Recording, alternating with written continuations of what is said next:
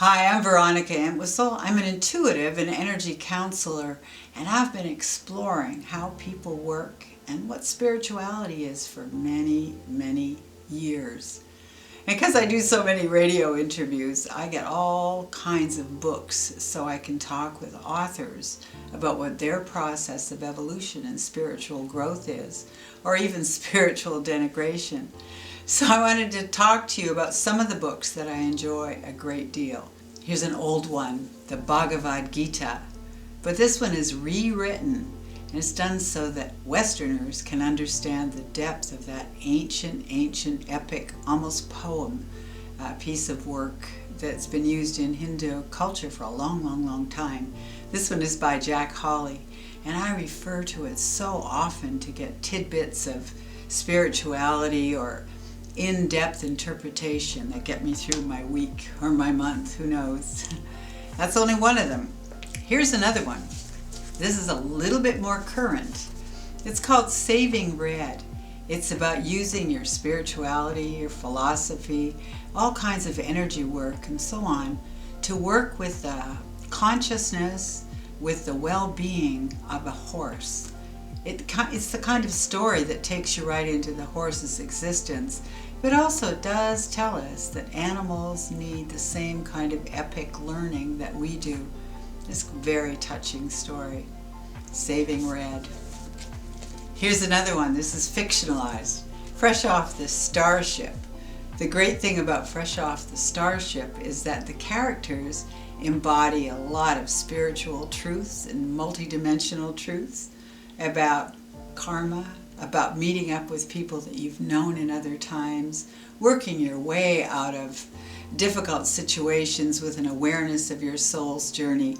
And this is about two people that meet up because she has surgery, and in that surgery she dies. So there's a walk-in, and the walk-in meets up with the woman who died's husband, and they have this really interesting, crazy story of him not knowing why she's so different and her wondering why life on this planet is so insane. It's quite exciting. It's a really interesting read, but it embodies an awful lot of spiritual truth. I really recommend that one.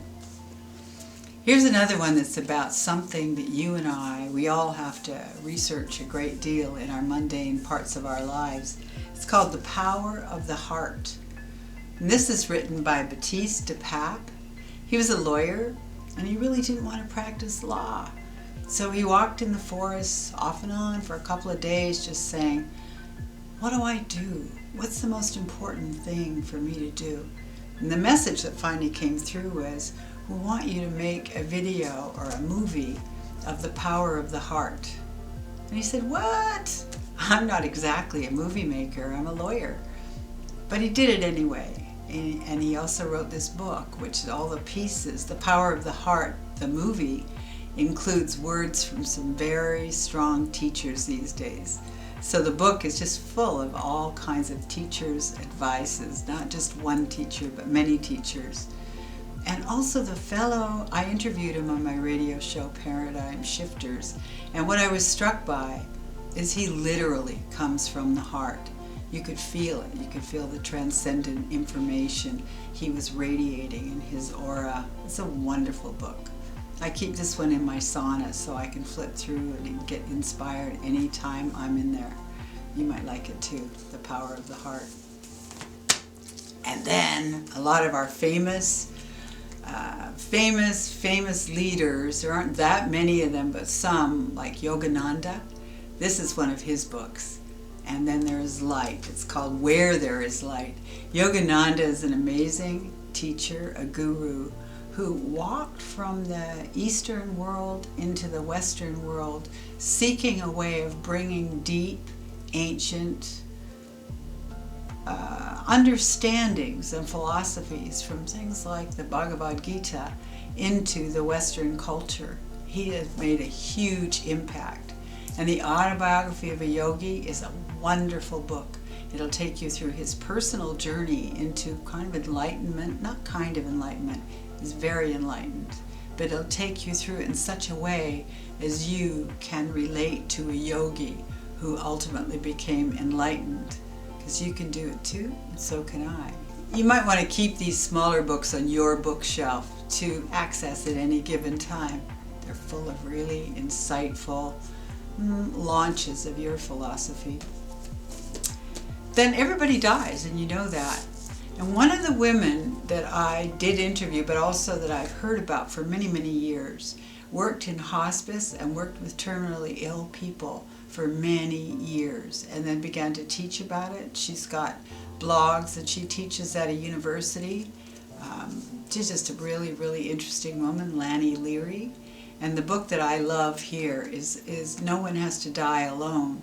And she really takes you through the process of waking up and I guess I'd say being at peace in situations of people dying, because it really helps usher them into a much broader realm beyond this world. So this is also a very touching and inspiring book. And I have to say to all of you that I have so many books. These are only a few that touch and inspire me. I love to share them with you.